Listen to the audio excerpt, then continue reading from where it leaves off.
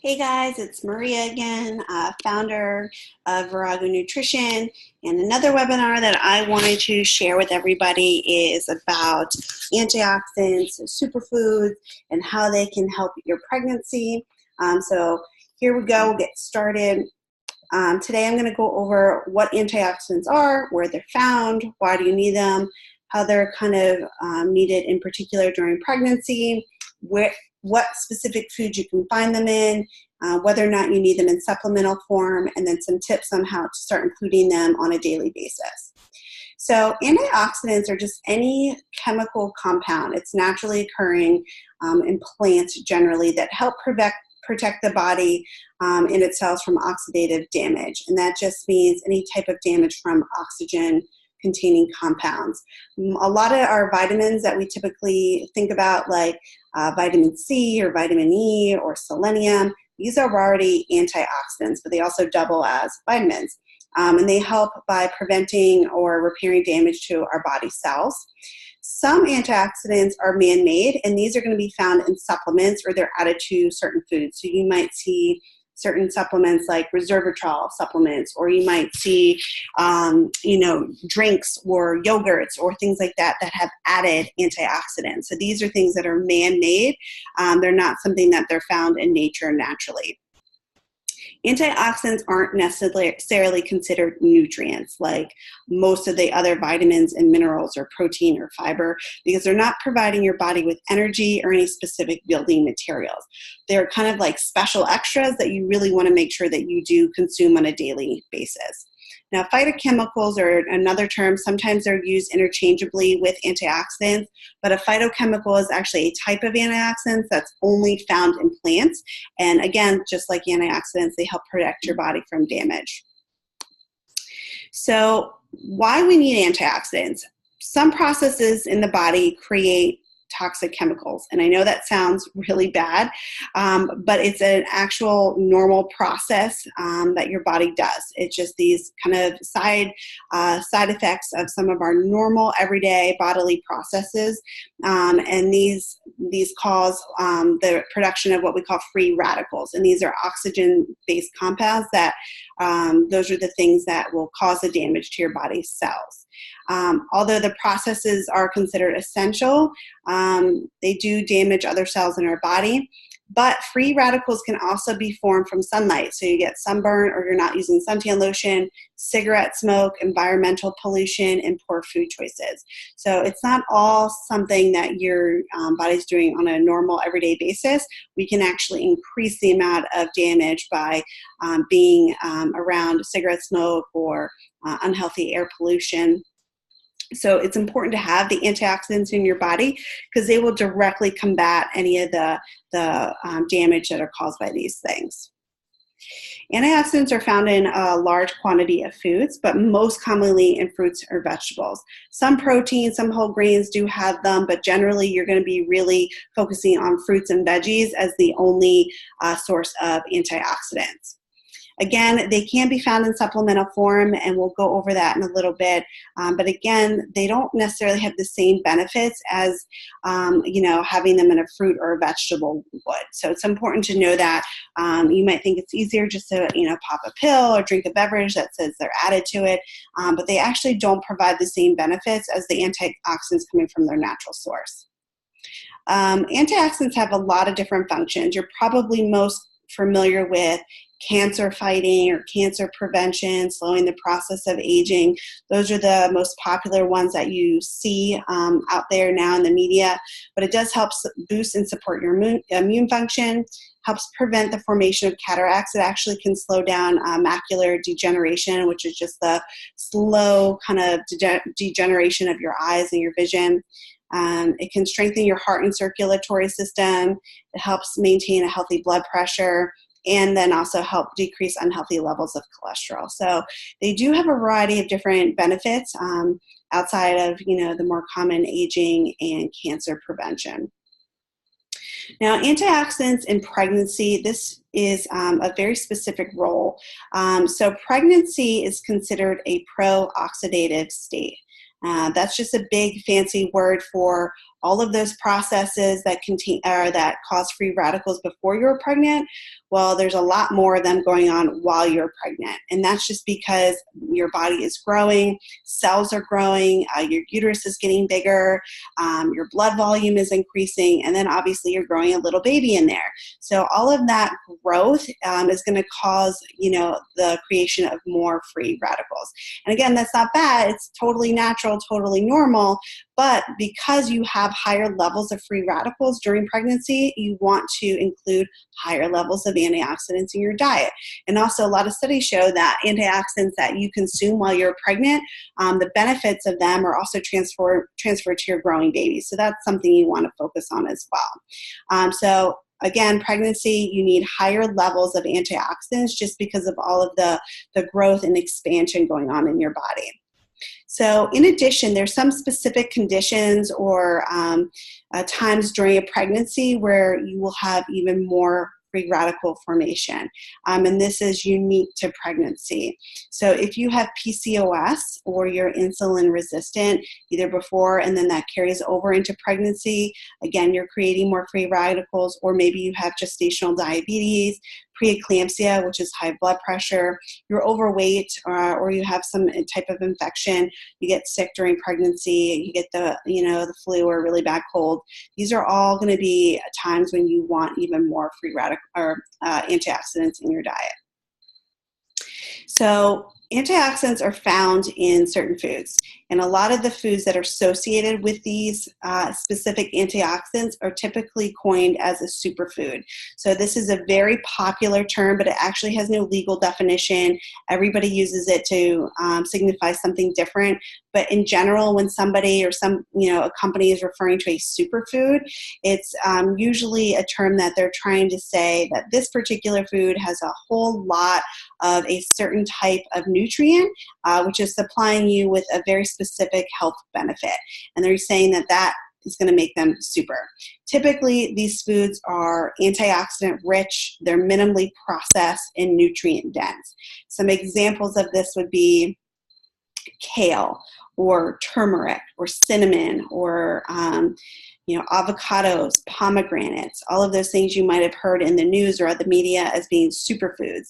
And the reason is they're naturally low in calories, they're very minimally processed, and they all are known for specific antioxidants or specific nutrients. So again, and there's high quantities of those in the food. So those are what we're talking about when we say superfood. Finding superfoods is actually pretty easy, so you don't have to just watch, the Dr. Oz show. Superfoods, when they are antioxidant rich, are actually really brightly colored. So you got to kind of think of the rainbow. Actually, typically now in kindergarten, they're teaching kids to eat the rainbow, which is actually pretty smart. So certain foods that are high in antioxidants are going to be a certain color. If you actually looked at some vitamins or antioxidants under the microscope, they would actually be a color. So for example, beta carotene, which eventually turns into vitamin A in your body, is an antioxidant. And when you look at it under the microscope, it's orange in color. So you wouldn't be surprised that things like carrots or pumpkins, sweet potatoes, they're exceptionally high in beta carotene. Actually, one serving of carrots has 4 days worth of beta carotene. And that's because it's bright orange in color, and beta carotene is bright orange. Other colors that are important are blue and purple, some of my favorite, and they're high in an antioxidant called an anthocyanin.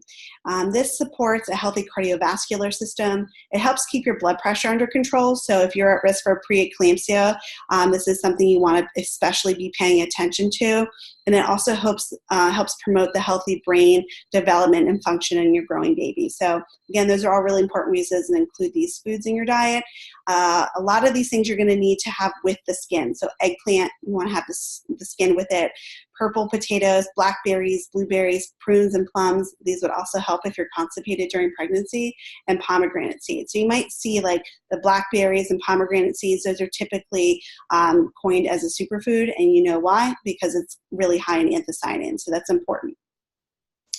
Another group of foods are green foods, and they're high in an antioxidant chlorophyll. Maybe you remember that from high school biology, and isothiocyanates. So these are a type of antioxidant that helps remove cancer-causing compounds from your body, and it helps reduce the risk that your baby will be born underweight. And we know as health professionals that you want your baby to be a healthy weight.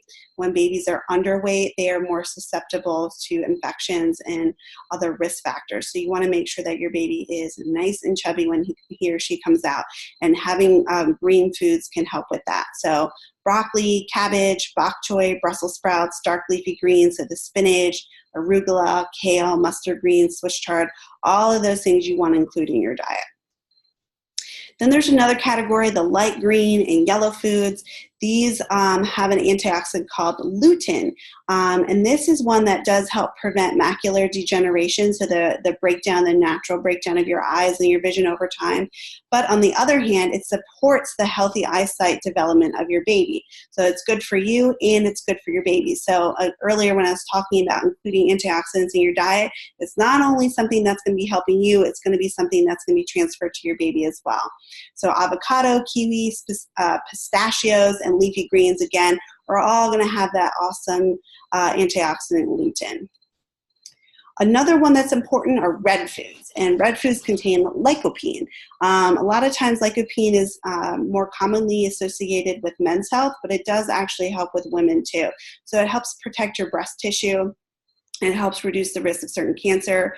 It helps reduce the risk of preeclampsia again, so that high blood pressure during pregnancy, and it reduces the risk of intrauterine growth restriction. So that means sometimes some women have smaller babies because the growth of the baby is restricted due to some of the conditions inside the uterus while the woman is pregnant. So including these foods can help reduce that risk.